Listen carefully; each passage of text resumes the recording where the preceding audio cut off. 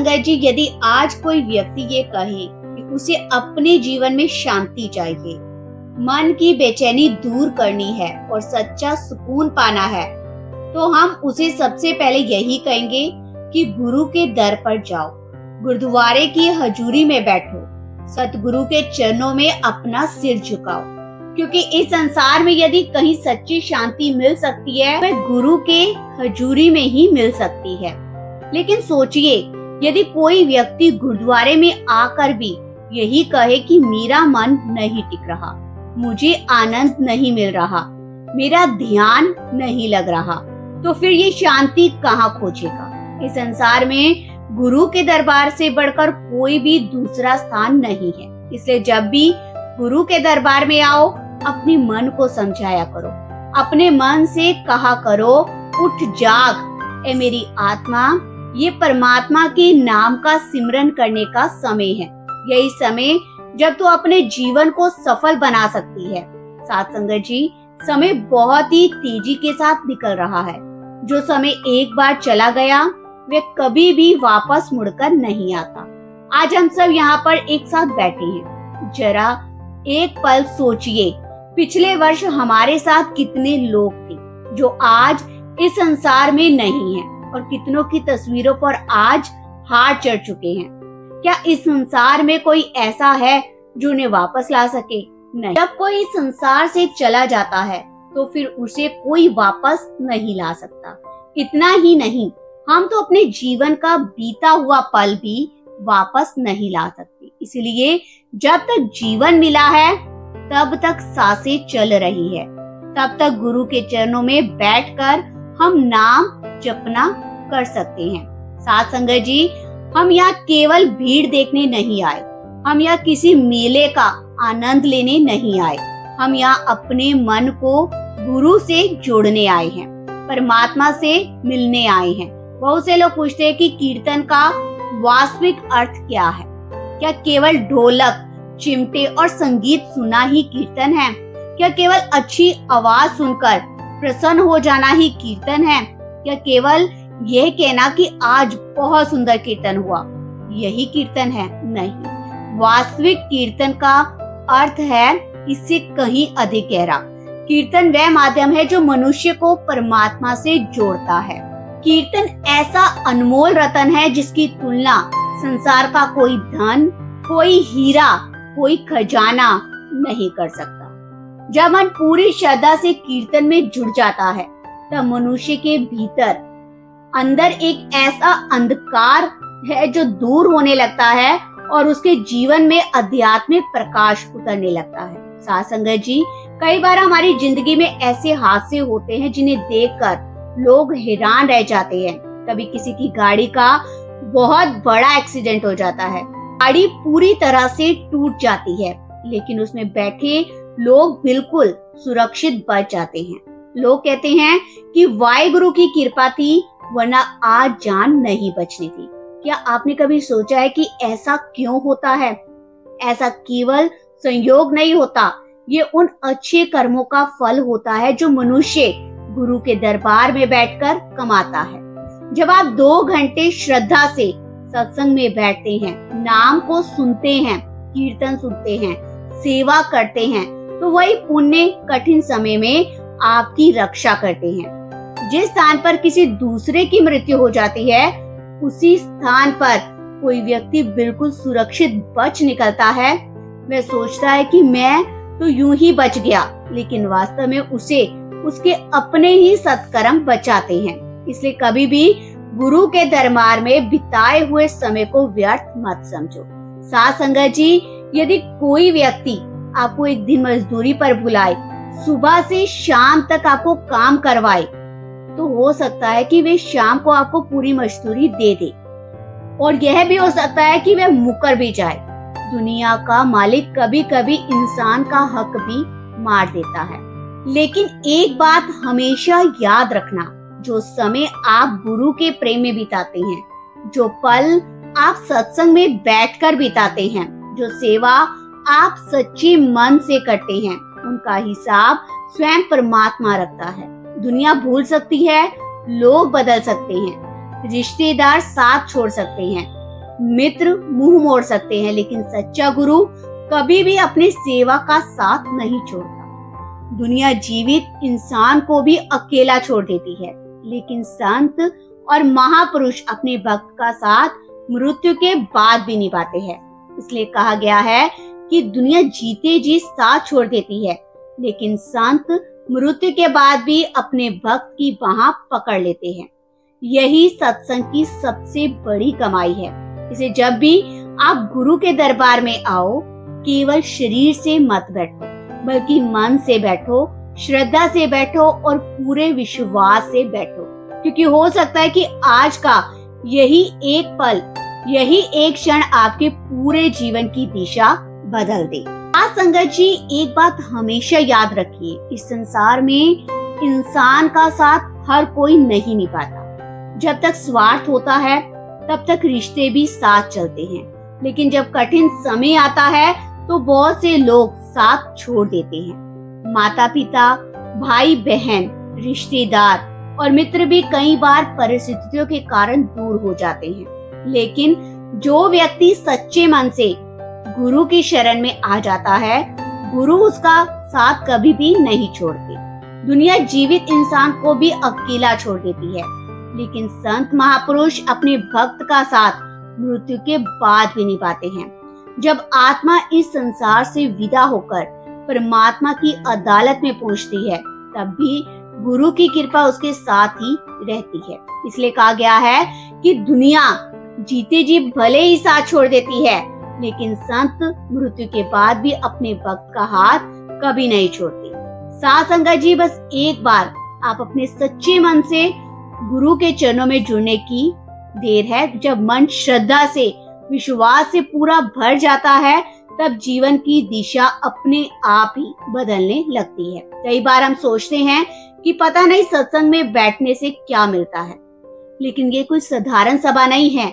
यहाँ बैठकर किया गया नाम सिमरन, कीर्तन, सत्संग धीरे धीरे मनुष्य के भीतर एक ऐसी शक्ति पैदा करता है जो उसके पूरे के पूरे जीवन को बदल देता है। नाम की ताकत या नाम की महिमा इतनी ज्यादा महान है कि जिसने भी सच्चे मन से नाम का सहारा लिया, उसका जीवन सफल हो गया। साथ संगत जी, इतिहास गवाह है कि अनेक भक्तों ने केवल नाम जपा, सिर्फ नाम सिमरन के बल पर ही परमात्मा को प्राप्त कर लिया। इसी प्रकार एक बहुत ही महान भक्त हुए हैं भक्त नामदेव जी। जब वे भक्ति के मार्ग पर नए नए चले थे, तब उनके हृदय में परमात्मा के प्रति अपार प्रेम था। वे देखते थे कि मंदिर में पंडित भगवान की आरती करते हैं, खड़ताल बजाते हैं और प्रभु का गुणगान करते हैं। उनके मन में भी यही इच्छा हुई कि मैं भी प्रभु की आरती करूं, मैं भी प्रेम से भगवान का नाम गाऊं। एक दिन वे बड़े ही प्रेम से मंदिर पहुंचे और विनम्रता से पंडितों से बोले, मुझे भी खड़ताल दे दीजिए, मैं भी प्रभु की आरती करना चाहता हूँ। लेकिन उस समय समाज में ऊंच नीच और जात पात का भेदभाव बहुत अधिक था। पंडितों ने उन्हें तिरस्कार से देखा और कहा, तुम हमारी बराबरी करोगे, तुम नीची जाति के हो, तुम्हें भगवान की आरती करने का कोई अधिकार नहीं है, यहाँ से चले जाओ। साथ संगत जी, ये बात सुनकर भी भगत नामदेव जी के मन में किसी के प्रति कोई क्रोध नहीं होता। उनके मन में केवल भगवान के दर्शन और भक्ति की तड़प थी। उन्होंने सोचा, यदि मुझे खड़ताल नहीं मिलती तो क्या हुआ। उन्होंने अपने पैरों की लकड़ी की खड़ाओं उतारी और उन्हीं को बजाकर प्रभु का नाम गाने लगे। ये देखकर पंडित जी और भी ज्यादा क्रोधित हो गए। उन्होंने कहा, अब तो तुम भगवान का अपमान कर रहे हो। न कहकर उन्होंने भगत नामदेव जी को धक्का देकर मंदिर से बाहर निकाल दिया। साथ संगत जी, किसी भक्त के लिए इससे बड़ा दुख क्या हो सकता है कि उसे अपने भगवान के मंदिर से ही बाहर कर दिया जाए।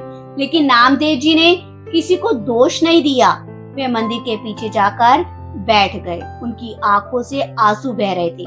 वे हाथ जोड़कर परमात्मा से प्रार्थना करने लगे, हे परमात्मा, मैं तो केवल प्रेम से आपकी आरती करना चाहता था। मेरा किसी से कोई वैर नहीं था, फिर भी मुझे अपमानित करके मंदिर से बाहर निकाल दिया गया।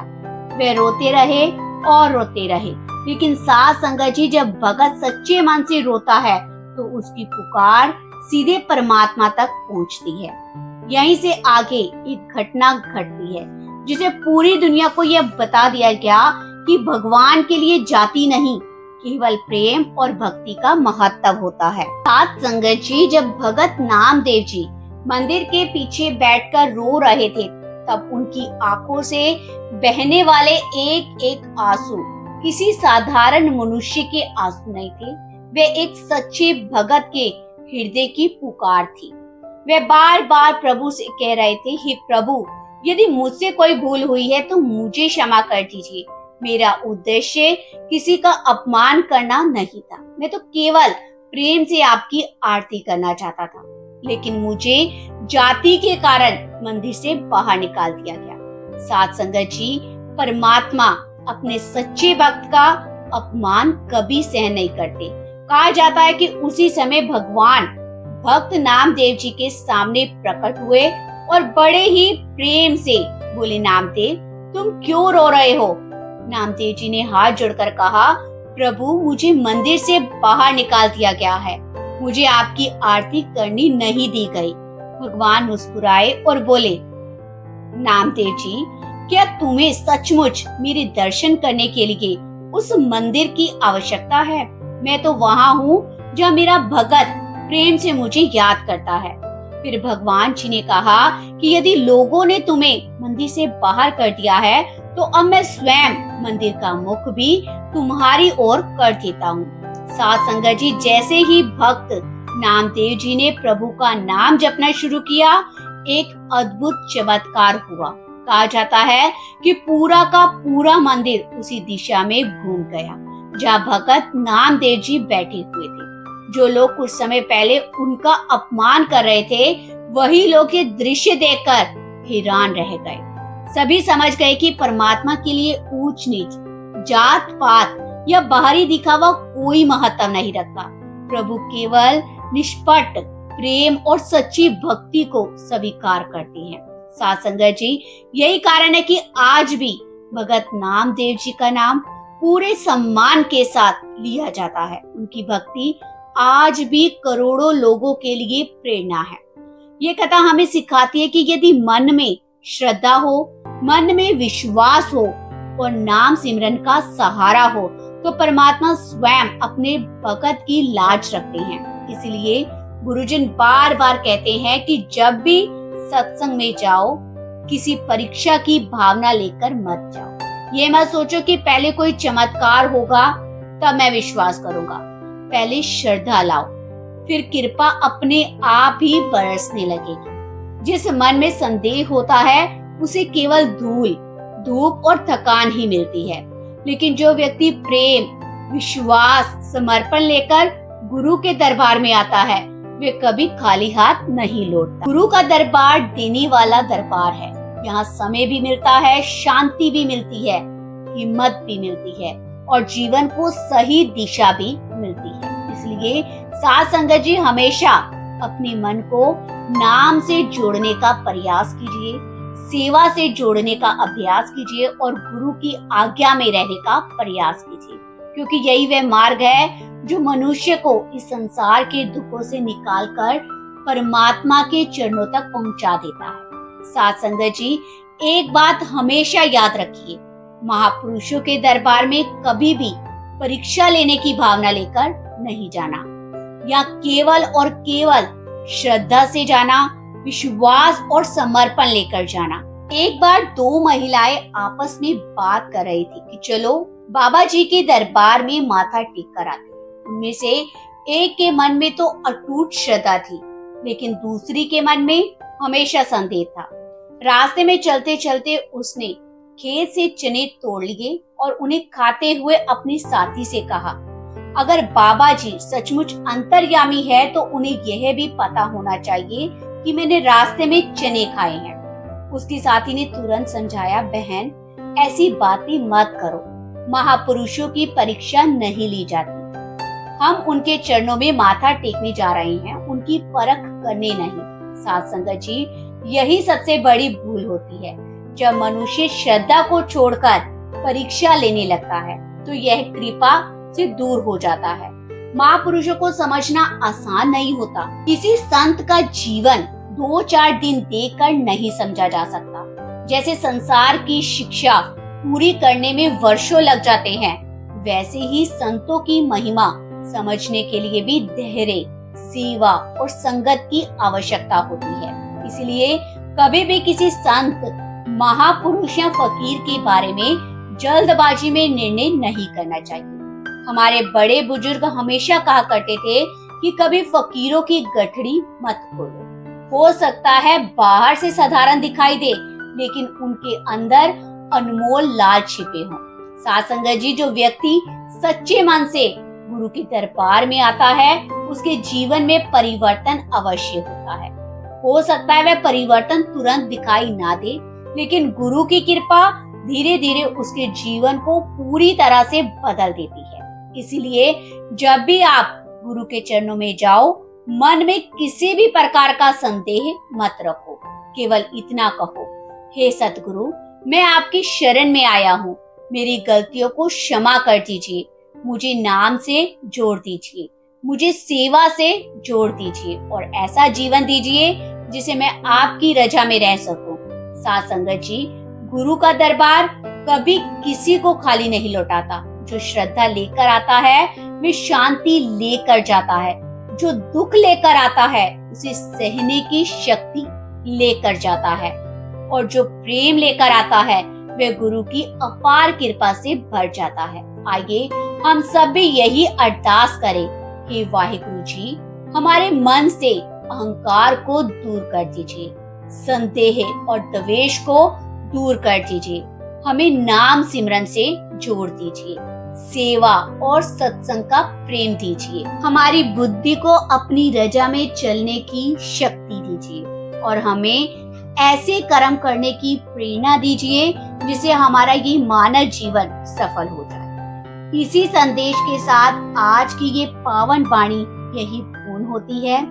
बोलो धन गुरु नानक, धन गुरु नानक। गुरु प्यारी साथ संगत जी, आप सभी से प्यार बनी विनती है कि आप हमारे इस चैनल को सब्सक्राइब जरूर कीजिएगा और बेल आइकन बटन पर क्लिक कीजिएगा। जब भी हमारी कोई नई वीडियो आएगी तो आपको सबसे पहले उसका नोटिफिकेशन मिल जाएगा।